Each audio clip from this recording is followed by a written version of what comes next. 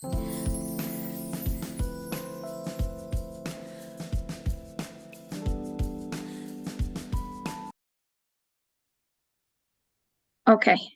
we can start. Okay. All right. Hello. Hi, John. How you doing? I'm good. Good to see you again. Great to see you too. Always lovely to see you. Thank you. Same here. We had a lovely chat last week, and I wish actually we recorded that one. It was really Yeah. organic. There were a lot of gems in that chat, and I actually was very eager to record another one with you. So I'm happy that we're here and we can do that. We can take this one online, and we try Yeah. to cover most of the stuff that we talked about in the previous chat. So I'm just gonna, I'll give it over to you to introduce yourself. One of the most interesting things for me and talking to you was the fact about your heritage and your background, and also the fact that you do a couples counseling and you have unique perspective, since you're a bookworm, as you put it, and you love reading, and you're always, exploring different subjects in different areas. So that's always enriching, to be able to guide and counsel and coach. It's just an ongoing process of filling one's cup first to be able to guide somebody else. So I'll just let you introduce yourself the way you please, and then we can start with the question. Well, there's a lot about me that I cannot obviously put in this podcast, but obviously, if anybody can see my background, that's Saint Lucia, which is where I spent the beginning years of my life. My father's from Saint Lucia. His family grew up and was plantain slaves in Saint Lucia for many years under England. So Saint Lucia, when I grew up, was an English colony, and then they received their independence while I was there. And since that point, there's still kind of in the middle of it. With that, there's a lot of different blends of culture that happens in St. Lucia. There's obviously African, right, because of the slaves. There's a lot of native, what they would call, what the name Caribbean comes from, Caribs, the Carib Indians populated St. Lucia. And so I have family that were Caribs, which is native to St. Lucia, and a very dark-skinned native culture. And so there's a lot of blends. Of course, England is very religious, ordained as they would believe from the Pope. And so their expectation of culture, of how things are supposed to be, is very structured. But Africans and native St. Lucians or Carib Indians are a bit more fluid. And time is not as exacting as it is in England. They don't look at a specific time to be anywhere. It's a very lax country. Poverty is almost non-visible. Obviously, everybody's poor in St. Lucia, but nobody feels poor because the island is rich with stuff. So poverty is not gauged in the same way that it is in the Yeah. West. Yeah. No, they may not have a TV or internet or anything like that, but they don't realize they don't have it. Mm. And so we played a lot outside. Animals, pets are not caged or chained up. They kind of run free, and their owners are almost never with them. So navigating through the country with animals running around, doing what they do, and was just natural. You had a natural respect for their space and territory. You you made sure that you were behaving in a way that they would not attack you. But at the same time, I also got to see them go through their reproductive process, how they mated. It was as natural as everything else. No one had to tell me what one animal was doing to the next, and because they were just doing it. Even though I did not understand at the time what created life, I understood that dogs hopped onto other dogs, or cows hopped onto other cows, or goats. I saw it enough times that I knew that a penis entered into a woman's vulva. So at about 7 years old, I experimented with that myself, with females, most of them relatives, and we would play around with those concepts. And so my introduction to sex was very young. It wasn't any adult that molested me or did anything like that, but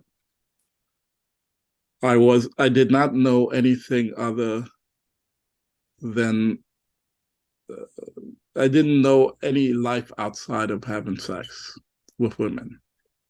It was just a natural thing for me. And so it became a big part of who I was. Until I moved to the States, which I was 10 when I moved to the States. And that was a rude awakening. There's a lot of additional cultures added on top of the States, a lot more conservative nature than even England, and a lot of structural cliques, what we would call racism. I didn't know racism until I moved to the States. And even among similar cultures or races, quote unquote, the shades of skin would make a difference on who would mate with who. And so that added more complexity to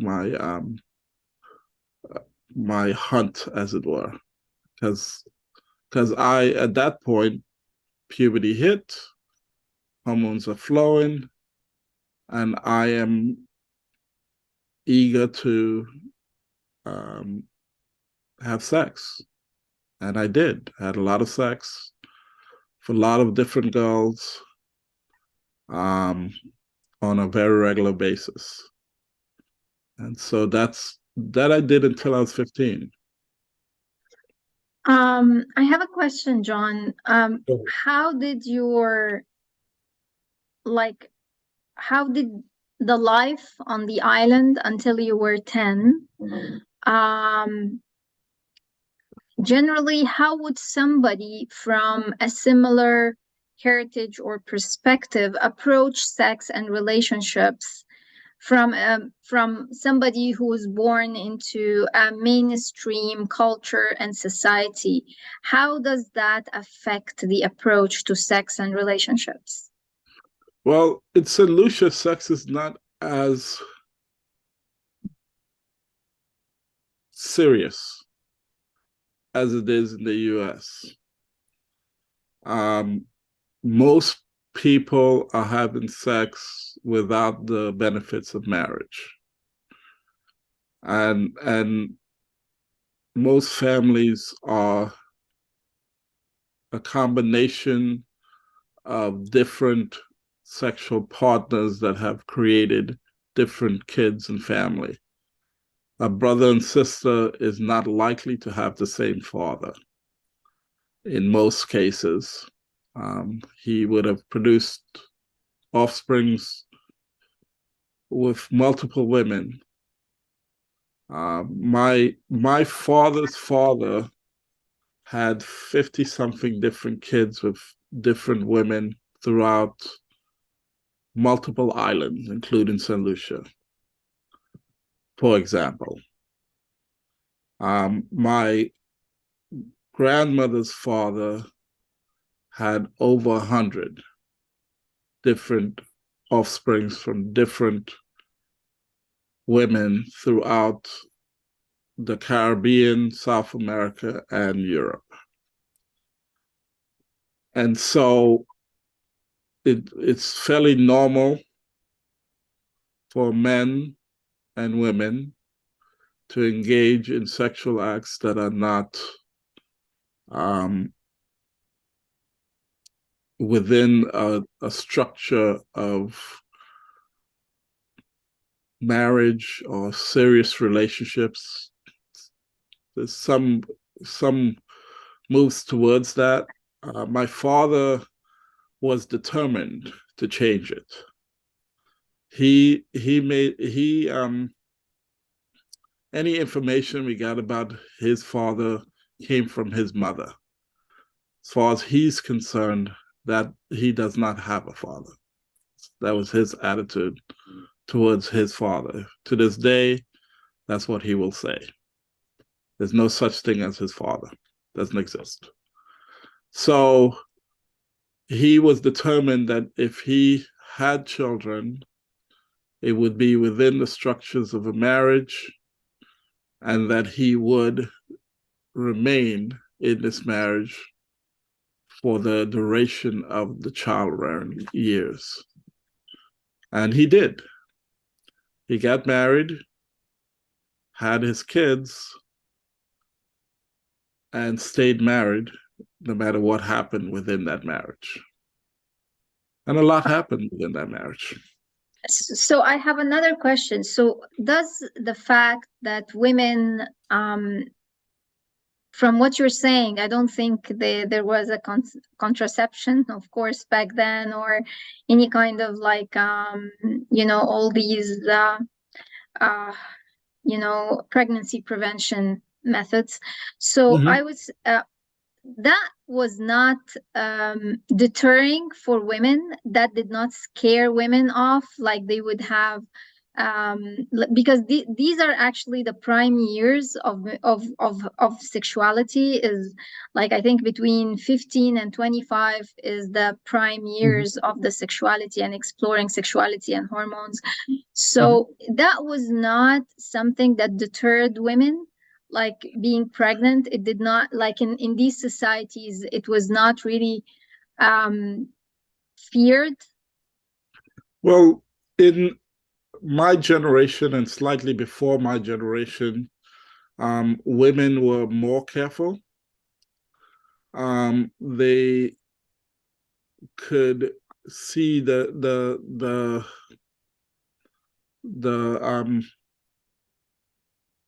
restriction to their lives that children put, it gave them, right?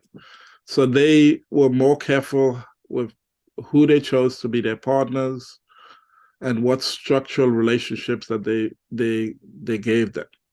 But in my father's generation and in the generation slightly after his, and obviously all generations before, that was not as sought after. Fathers that bore children would somehow contribute in some ways to the children, but not really. It was really the weight fell on the women. And, my father did have a child prior to me, I'm the eldest of his marriage, from a woman that had already produced a child with another man at the time when he produced a child with her. And because of his feelings about his father, he was determined, and still is determined to this day, to support her, not only emotionally, but financially. And so he became the source of income for that entire family because the mother knew that he would do anything to support his child, and whatever she would ask, he would send. And so he became the breadwinner for that household. Um, Outside of our family as well. So he spent a lot of money. He sent them a lot of money, and he, made sure that she was in college, that she got the best, whatever she needs money, he would make sure she got it because he felt that she was given the short end of the stick because she didn't get the chance to be raised by him. As much as he wanted to, the mother would refuse to allow that to happen because it would mean that he would stop sending them money. If he had his child, why would he send the money? And she needed the money. So there's those situations that would happen as well. Fathers would support their child, and mothers would use that. There's situations. There's a lot of married men with produced a lot of children outside of their marriage. So marriages would happen, and the people are very religious. There's people that will only sleep with one man, even though he's married to another man, to another woman. I mean, um, because of her feeling about being godly. So she'll produce children for him, almost like a second wife, without the benefits of actually being married, but because she felt so guilty about having a child out of wedlock. So to justify it in her mind, she was faithful to him, and there was no one else that she would have allowed to enter her. So for her, Mm-hmm. she felt some kind. So there's a meld, right? There's the religious ends. Saint Lucia is filled with Seventh-day Adventists. I don't know if you're familiar with them. They're kind of a sect, a spin-off of Jehovah's Witness. Mm-hmm. They used to be the same group, Okay. but they believe in, they're like Christian Jews. They follow the Sabbath, and they have all of these different ceremonies. Um, they don't eat pork, so on and so forth. So they're like Jews, except they're Christian. They have so there's a whole bunch of those people. And then there's a whole Catholics and Methodists, and there's a lot of religions that play into the guilt that Right. women feel about having these children Mm-hmm. Out of unmarried. wedlock. But they're So, doing it, obviously. so because you've seen actually different kinds of social structures, Mm-hmm. um, where do you think men in our society today, like in our current relationships, and since you've seen different social structures, different societies, and you also counsel couples, so from your own perspective, where do men fall short in the relationship with women? Where are like the missing pieces of the puzzle that actually complicate relationships between men and women, and what do men don't understand? What do they need to understand about women from your own perspective? Well, men, how to describe it? Men's biggest problem, or their the things that they struggle with the most is understanding how to please women. Men desire to please women. That is really the thing that drives them. It is a thing that they learn from birth, from their mothers. They grew up with their mothers, and a lot of men are raised by their mothers. Their teachers are usually women. And so they have a lot of drive to please women.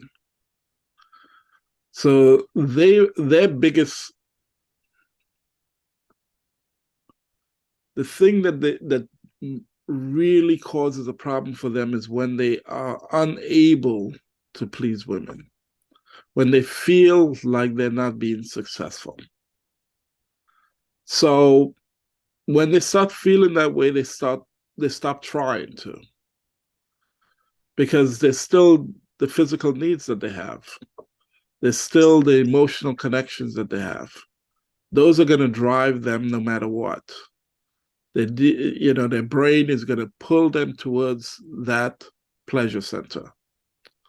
That's just, that's just basic brain structure. That's like breathing. Not quite. It's actually in the same area, but it's not quite breathing. But it is. It feels like that. So men are driven to connect. They're driven to connect with women,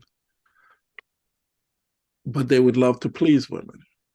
And if they cannot please women, or if they believe they cannot please women, then they give up on pleasing women. So probably the thing that I would say that men need to learn the most is that they need to learn how to please women. I don't know how to describe that. Men don't like to get advice. They don't like to go to counselors. They don't like to read books. They don't like to ask questions, because they're supposed to know. They're the leaders, quote unquote. They're the ones that's supposed to be given advice. They're the ones that's supposed to know the answer. And so because they're unwilling to learn, they cannot figure out women. Because to learn about women, you have to figure out women. Now, there's a group of men, which is now, I believe, the majority of men, that we call the nice guy. The nice guy is the guy that believes that if he does everything right, that the woman will be pleased, and then she would be willing to meet his needs. That's his premise. That's his belief. And so he spends a lot of energy trying to make her happy. And if she says, "Can you do this?" he says yes, even though he doesn't want to do it. He fails to communicate with her what he does and does not want, because everything is yes, and then he doesn't do it. To say, "Can you pick up this?" "Yes, I can do that." And then he gets home and he hasn't picked it up, and she's like, "Why didn't you pick it up?" "Oh, I forgot." It's they become very unreliable, but mainly they become very angry, because if a man spends a lot of energy doing the things that he believes will make a woman happy, and she fails to be happy, he gets very frustrated. And his needs become a bigger issue. So I think men's problems cannot be isolated with men. It has to be a relationship thing, because both people contribute to it. But men's perspective doesn't help, because they've grown up in a world where it's not okay to say no to women. It's not okay not to make sure she's happy. And so he fails to communicate. And when he fails to communicate, she cannot read his mind. She doesn't know. And she would certainly be willing to accommodate his needs if he actually said it.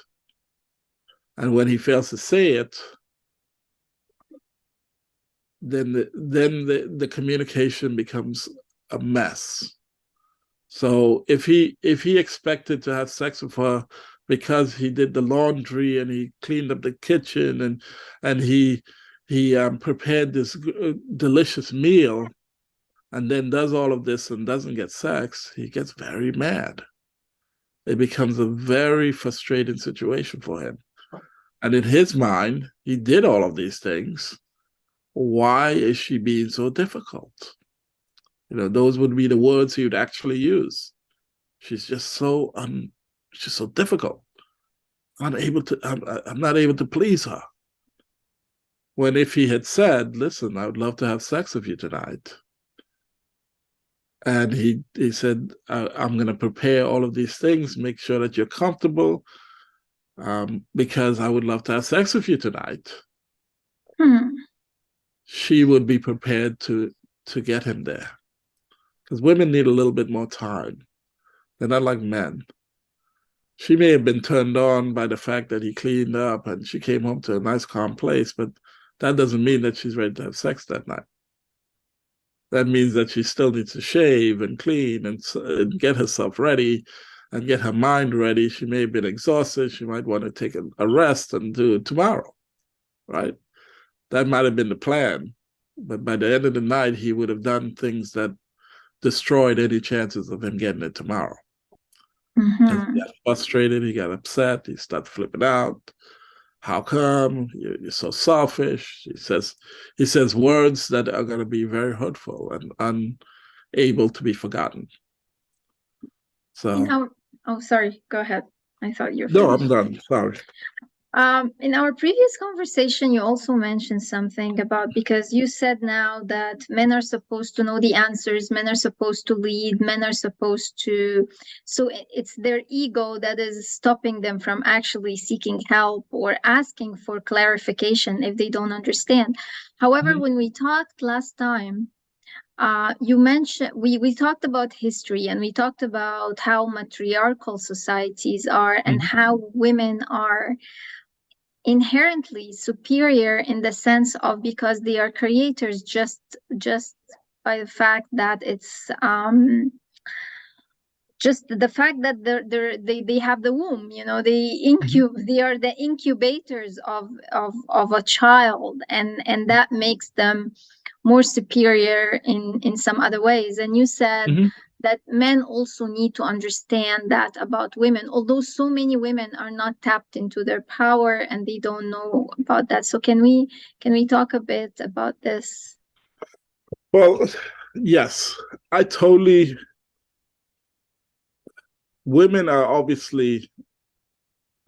I think it's hard to argue, and although some people will, that women are not superior. Women are superior to men simply because of all of the things you've just mentioned, but also because their brain is designed in a way that allows them to process things faster. The intuitiveness, the fact that they're able to use their gut and feel the right answer is something that men cannot do. But I think it's hard for men to even get that concept. I think men sort of understand it. It's like it's just part of the universe. It is what it is, right? Our mothers bear our sons, and our sons know right away who's in charge. It's the person that they've been hearing for 9 months, right? It's the person that has been that bore them, that cares for them, that takes care of them. The mother rules the house. And the father gets that.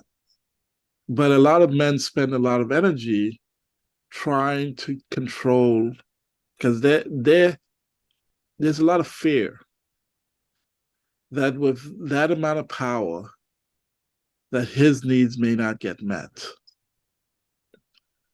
So That's why men struggle with women that make more money than they do.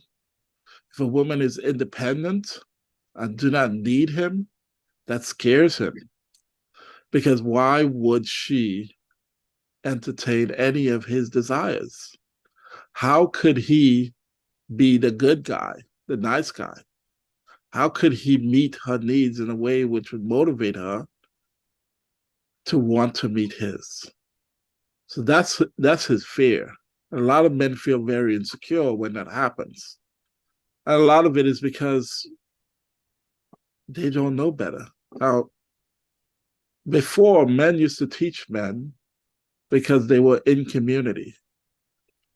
You know, man, if you go to African tribal countries, men are sticking things in their penises to enhance the pleasure that they give to women because they understand that women are more important, right? I'm like, I'm not sticking anything to my penis, but they're doing it, right? It's not abnormal. It is what men do, but they learn it from other men.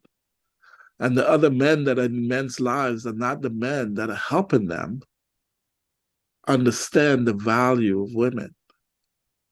They don't get, I'm grateful for the men that are in my life, right? Because every time they say something ridiculous about their wives or girlfriends or whatever, I'm right there to stop them, right? I'm right there to say, wait a minute, you're missing this, and they will fight me a little bit and then they realize, ah, but men need to be in each other's lives. And that's how men have always learned. They've never had to research it, right? They've never had to pick up books and go to classes because their fathers and grandfathers and so on and so forth would impart the wisdom of what a man needs to do. And that includes what they do in the bedroom, but also how they treat the women in their lives. And we just don't have that. Everybody is, mothers and fathers live thousands of miles away from children, right? Their children are at all corners of the earth, and are unable to get any kind of connection. But obviously we don't have as much time. We're running out of time, and Yeah. I'm thinking of the time, and I'm like, I don't want to get into this big, grand idea because we won't have the time to pull it Yeah. all in. Yeah, you're right. But I just wanted to kind of like touch on it, and then maybe we'll do a part two and go into depth with examples about also the fact that it's very interesting. So the fact that men are always concerned about their needs, and mostly their needs are very basic, which is, I would say, the way you put it or the way I understand it, it's mostly about their physical needs or sexual needs. mhm, I don't know if that is the top priority or there is something else on the list. that is something they think about a lot. A lot Okay. of brain Yeah. waves, a Yeah. lot of brain power is spent on men and their sexuality. How many Okay. times, they've studied it many times. How many times a minute a man thinks about sex is a lot. So it Okay. is something that takes up a lot of their brain power. Right. Um, Right. Women think of different things, um, and we could get into that next time. Sure. But but women have things that preoccupy them as well. It's just not sex. Not that it isn't sex; they do think about sex, but it's not at the level that men do, and so it's hard for most women to sympathize with men because you know, women are the humans, men are the ants, right? Ants has a priority that it's thinking about, but the human being can't even, has so many other things that they're thinking about that this one priority just doesn't seem that big as it's like, yeah, yeah, women do enjoy having sex and it is pleasurable. I get that and all that, but why are you thinking about this all the time? That makes no sense to me, right? And we'll get into like what I see in the dating world, and how is that contradicting also and baffling and mind-boggling for women, because when they put out so fast, also men disappear. So this is something that women are very baffled about. Well, But we'll get yeah, into practical reasons yes, in our next talk, yeah, for sure. because what I Yeah. want to leave your audience with is things that they actually can use. Because Okay. because ultimately, we could sit down and talk about all of these problems, but if you don't have real, okay, if I do this, this will happen. I'm always I always love, and I have lots of women. I don't have as many women anymore. I have lots of women that will call me just to get counsel on how to get married Mm-hmm.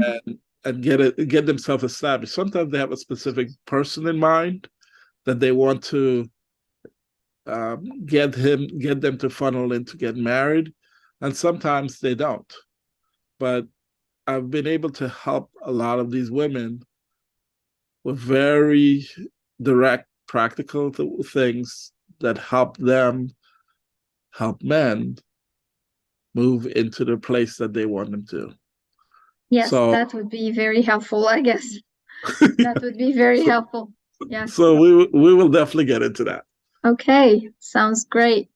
All right. So, thank you so much, John, for joining me, and thank you so much for sharing and for all the valuable information that you shared today with us. And hopefully we will get to part 2 and talk again soon about the practical examples. I am so eager to hear about these examples. Good. Yeah, you'll love it. It'll be good. Okay, great. Okay. So we'll roll again, hopefully We will soon. roll again. Let me know. Okay. Okay, perfect. Thank you Bye-bye. so much. Have a lovely You're day. welcome. Thank Okay. you. You too. Bye bye. Bye-bye.